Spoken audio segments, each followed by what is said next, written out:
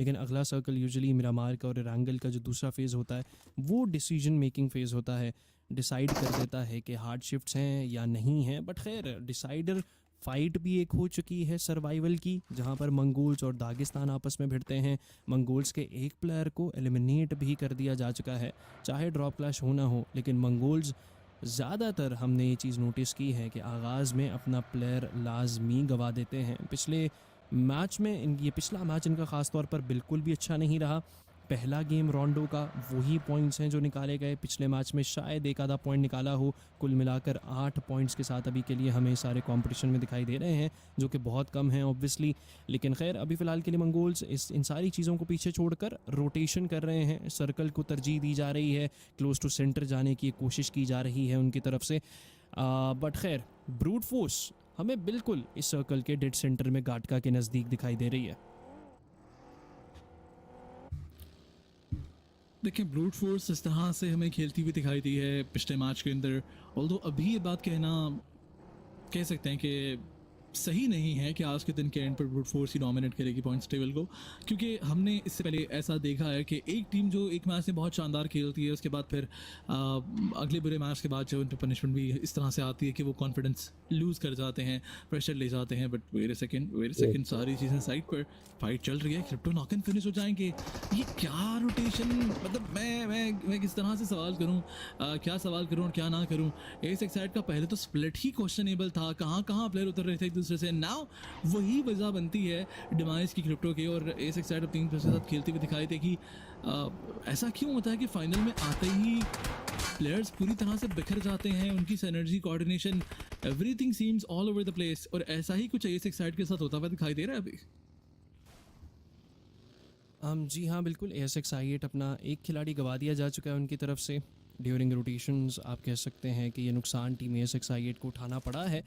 But 3 players अब बड़ा संभल कर ऑब्वियसली खेलना पड़ेगा। एक और प्लेयर एलिमिनेट होने की गुंजाइश आपके पास नहीं रहती है जब आपके 3 प्लेयर्स ही रह जाएं, क्योंकि वो एग्रेशन आप शायद 3 प्लेयर्स पर फिर भी कुछ ना कुछ हद तक दिखा सकते हैं। एक कॉन्फिडेंस आपके अंदर होता है रोटेशंस में, फाइट्स में, क्या अच्छा 3 खिलाड़ी हैं, कर लेंगे जैसे तैसे कर।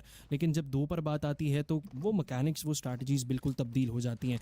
बट खैर अभी फ़िलहाल के लिए कुछ और मज़ीद एलिमिनेशंस की बात करें तो इस लॉबी में स्कोर किए गए हैं। एक तो ASX-I8 ने एक एलिमिनेशन पॉइंट उठाया है, टीम कोनिना पावर के पास एक एलिमिनेशन पॉइंट आपको दर्ज होता दिखाई दे रहा है।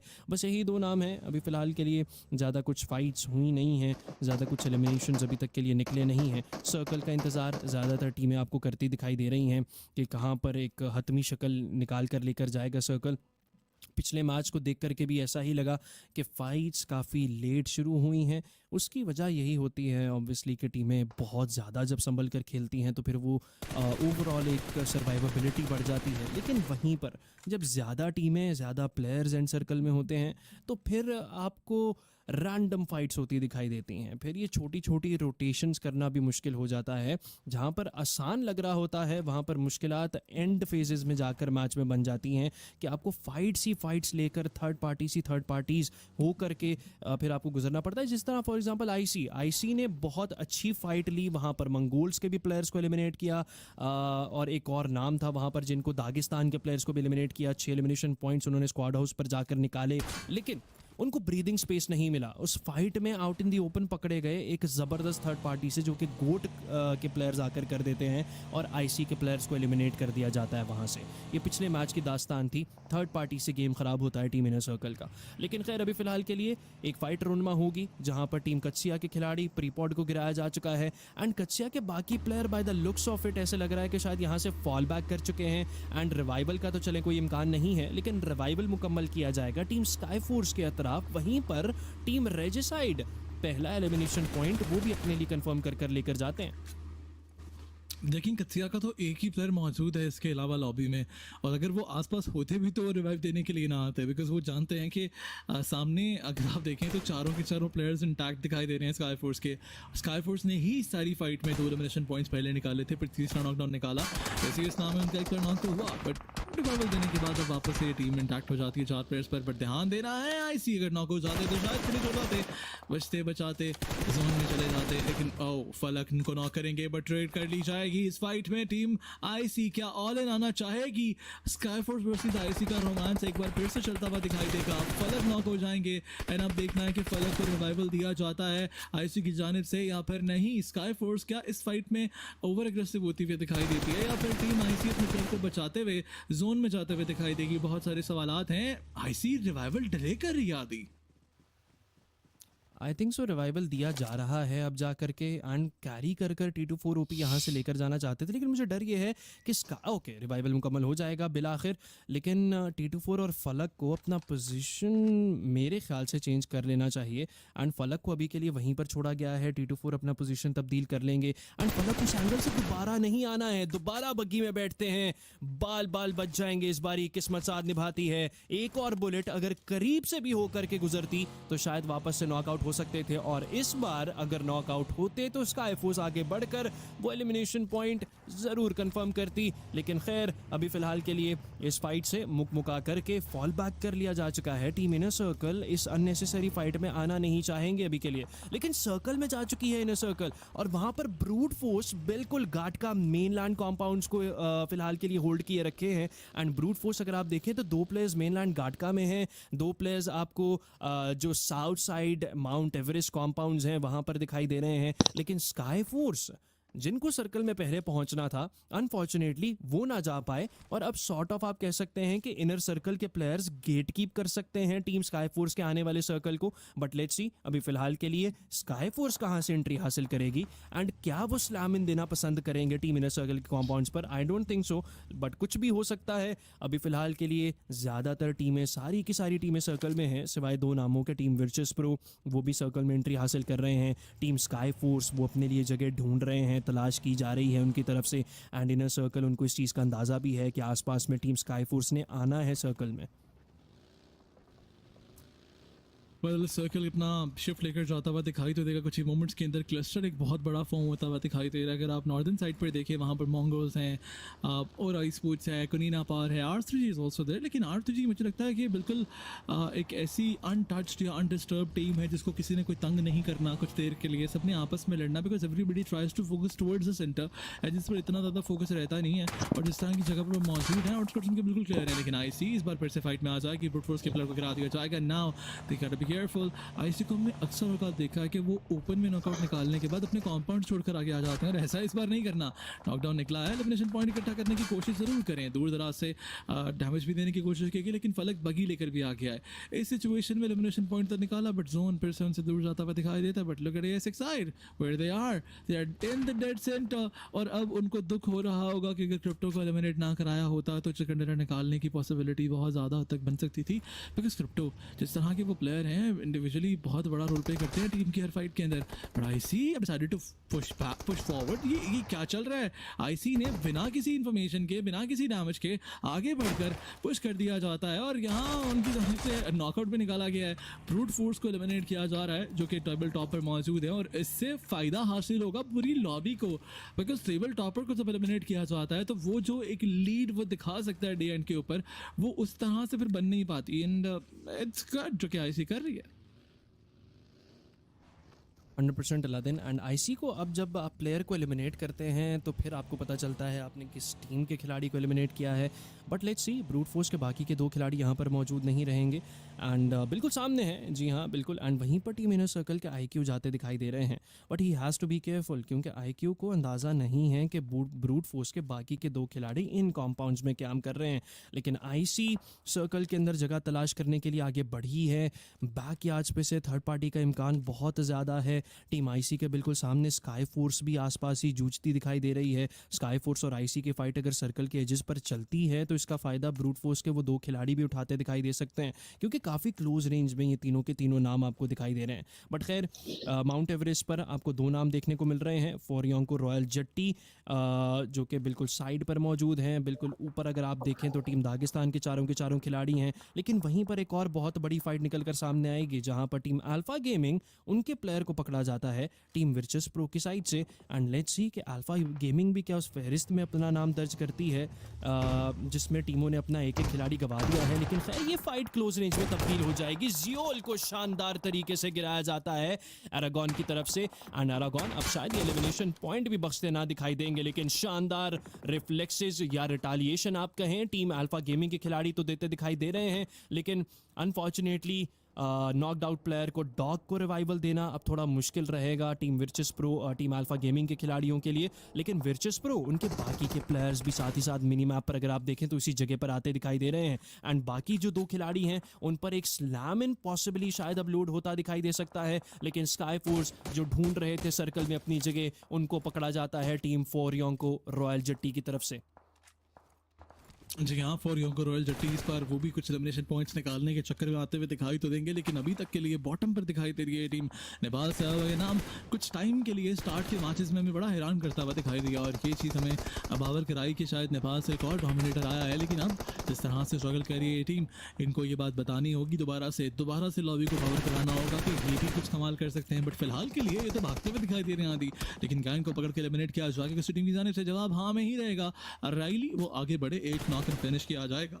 In the mean time capris के हाथों टीम आईसी अपने प्लेयर्स गवा रही है।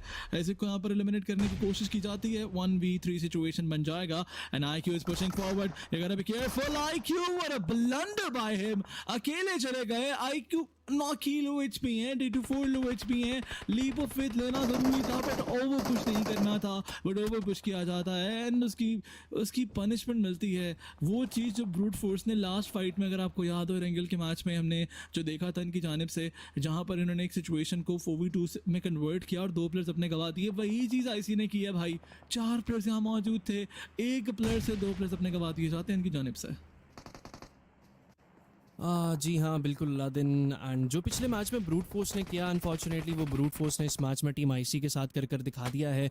बदला जो लेना था ब्रूट फोर्स के खिलाड़ी को वो उन्होंने ले भी लिया है टीम आईसी के खिलाड़ियों से, क्योंकि थोड़ी देर पहले ब्रूट फोर्स के 2 प्लेयर्स के एलिमिनेशन पॉइंट टीम आईसी ने अपने खाते में दर्ज किए थे। लेकिन T24 OP out in the open से निकल कर जाते हैं आगे, बच जाएंगे, कोई भी स्पॉट नहीं कर पाता है। लेकिन ब्लू जोन यहाँ पर अंडर प्रेशर करेगा टीम इनर सर्कल के खिलाड़ियों को। ब्रूट फोर्स के प्लेयर कैप्रीज अपना एलिमिनेशन पॉइंट ना देना चाहेंगे और ब्लू जोन की नजर ही अपना एलिमिनेशन पॉइंट देते हैं टीम इनर सर्कल। अब यहां से आगे बढ़ती दिखाई दे रही है। व्हीकल्स तो बेशुमार है, लेकिन बैकयार्ड पर से टीम आर्करेड के खिलाड़ी वो नुकसान पहुंचाएंगे। वापस से क्रॉस एयर ट्रेस किया जाता है व्हीकल को, लेकिन बच जाएंगे अभी फिलहाल के लिए। लेकिन इनर सर्कल ये पैनिक रोटेशन कहीं एलिमिनेशन का बायस ना बन जाए, बहुत संभल कर ये गाड़ियां रुकनी चाहिए सर्कल के अंदर। बहुत सोच संभल कर इन 2 प्लेयर्स को अब अपना सर्वाइवेबिलिटी की नहीं बनाना है। लेकिन टीम ASXI8 उनके चारों के चारों खिलाड़ी, 3 प्लेयर्स इनफैक्ट आपको बिल्कुल सर्कल के क्लोज टू सेंटर दिखाई दे रहे हैं। चंद एक कॉम्पाउंड्स अभी सर्कल में रह चुके हैं, बाकी सभी टीमें रिजिस का इस्तेमाल करती आपको दिखाई देंगे। लेकिन इनर सर्कल के प्लेयर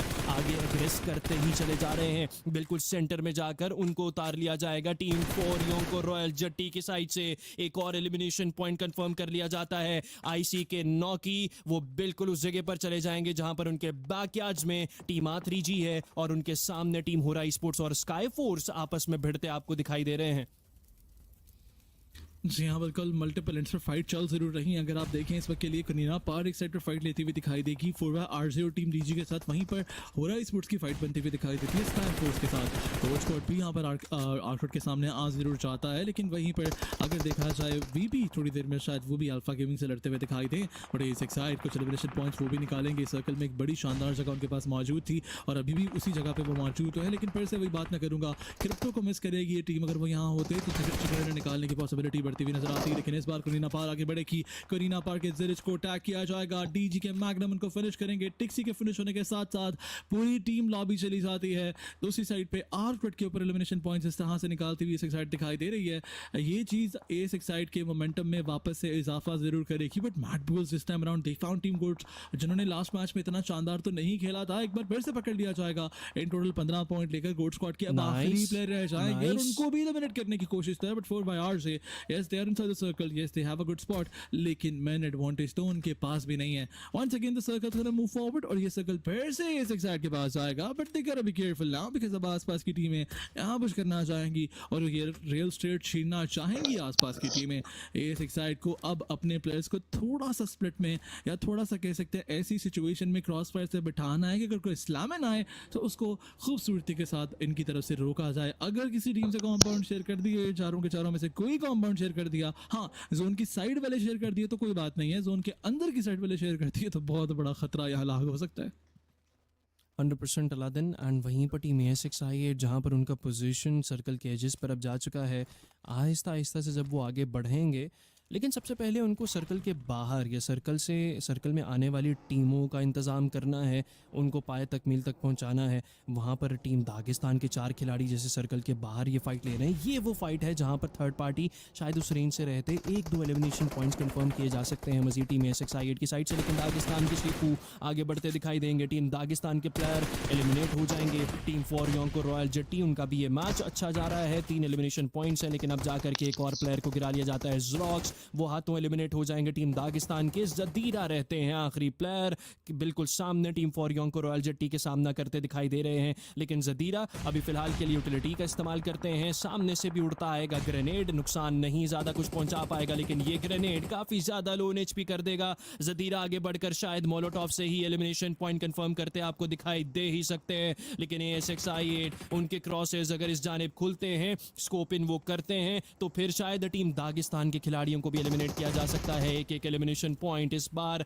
इस नहज पर इन सारी टीमों के लिए मैटर करता है. लेकिन इसी सारे सूरत हाल में टीम फॉरयोंग को रॉयल जट्टी इस मैच से बाहर कर दिए जाते हैं. 5 एलिमिनेशन पॉइंट्स टीम दागिस्तान अपने लिए कंफर्म करती है. वहीं पर टीम ASXI आहिस्ता आहिस्ता से आगे बढ़ते दिखाई दे रहे हैं. चौथा एलिमिनेशन पॉइंट उनके पास दर्ज हुआ खाते में दिखाई दे ही रहा है. लेकिन वहीं पर इनर सर्कल R3G अभी तक के लिए R3G सर्वाइव कर रही है. 4 एलिमिनेशन पॉइंट्स उनके पास भी हैं और चारों के चारों प्लेयर्स टीम रेजिसाइड के इंटैक्ट हमें दिखाई दे रहे हैं. लेकिन मजीद कुछ फाइट्स बनेंगी. टीम गोट बैक स्टैप करना चाहते हैं. ASXI के खिलाड़ी हैं, बैकयार्ड से पकड़ा जाएगा. मैड बुल्स के फ्लिप खत्म करेंगे. ये जो नुकसान पहुंचाना चाहती थी टीम गोट, अनफॉर्चुनेटली उनको ही एलिमिनेट कर दिया जाता है टीम ASXI. लेकिन संभल कर इनको भी खेलना है क्योंकि मैड बुल्स के खिलाड़ी अब सर्कल के जानिब अपने रुख तब्दील कर चुके हैं. और ASXI जहां पर गेट कीप कर भी सकती है, वहां पर गेट कीप उनको मैड बुल्स की तरफ से भी किया जा सकता है. लेकिन अपने व्हीकल्स लेकर के आगे बढ़ा जाएगा. ज्यादा मजीद आगे बढ़ना चाहेंगे नहीं.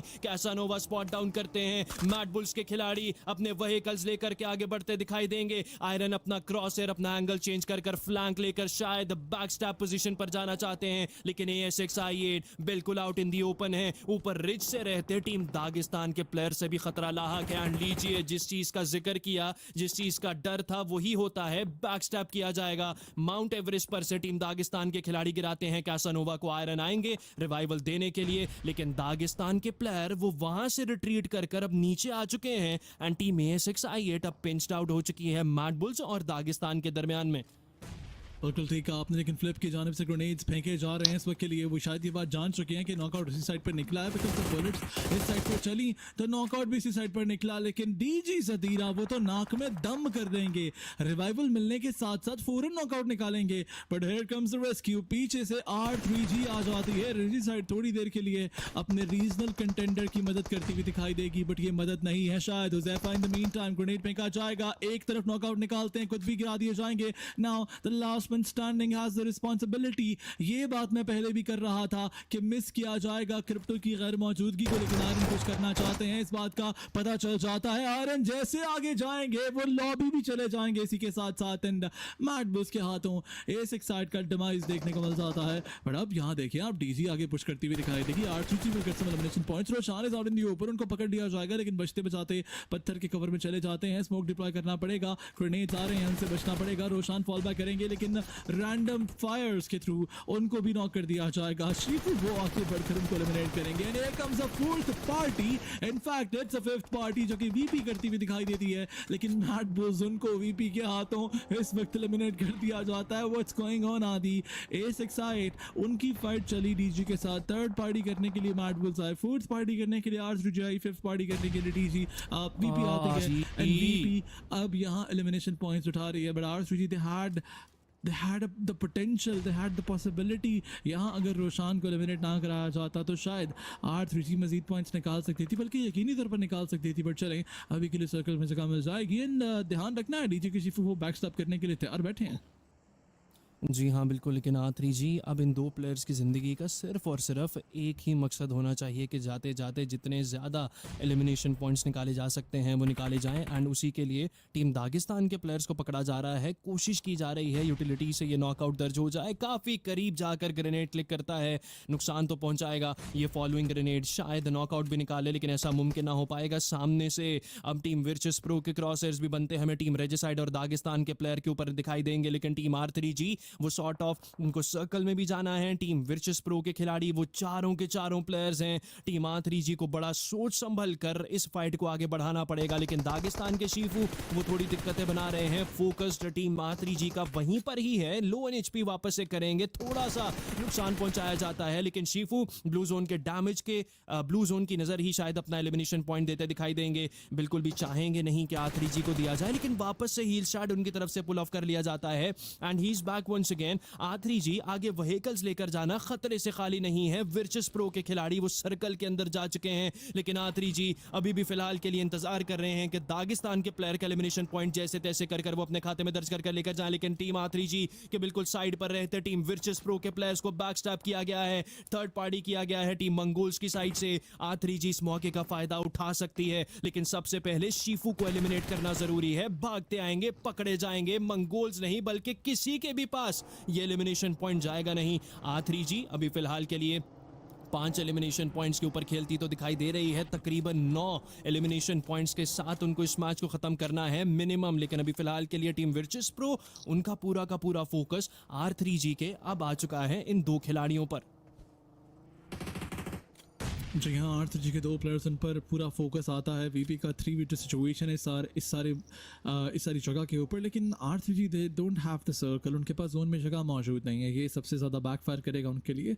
वहीं पर अगर वो अवॉइड करते हैं इस फाइट को, दूसरी साइड से एंट्री लेना चाहते हैं, फार वेस्टर्न साइड से एक्सटेंड करते हैं, तो वहाँ उनके सामने स्काई फोर्स मौजूद होगी, जो कि ऐसा ही कुछ देखने को मिला। सीनियर ने आगे बढ़कर स्काई फोर्स के ऊपर नॉक निकाला है। And they are charging in.